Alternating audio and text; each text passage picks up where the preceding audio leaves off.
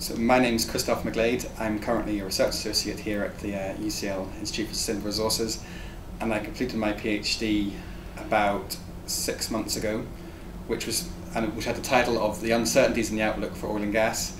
So this was looking at the long-term uncertainties that affect how much oil and gas we're going to be using in a global context, and trying to model these in a quantitative way.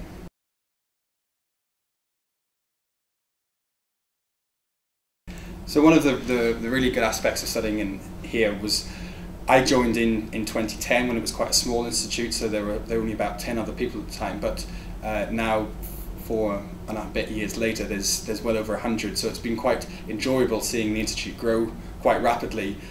And as part of that, it's been really good to get to find out about a lot of other topics which are going on in the energy world.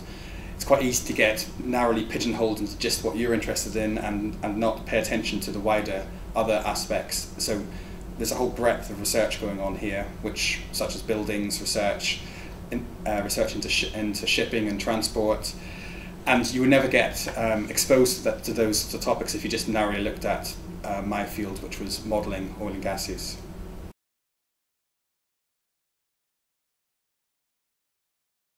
So one of the really useful aspects which I found during my time as a PhD student was how easy it was to approach members of staff who can often be quite busy, but they're always willing to give you a lot of time and a lot of insight.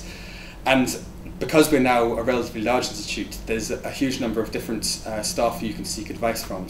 And they're all very approachable. They're all willing to give you time and help you understand what you're studying, or give you a completely new viewpoint on what you're looking at. And that means that basically the research which you're able to carry out and the time you'll have here is much more diverse and interesting than, again, if you were just to look at, if you were to go into a narrowly focused subject-specific department.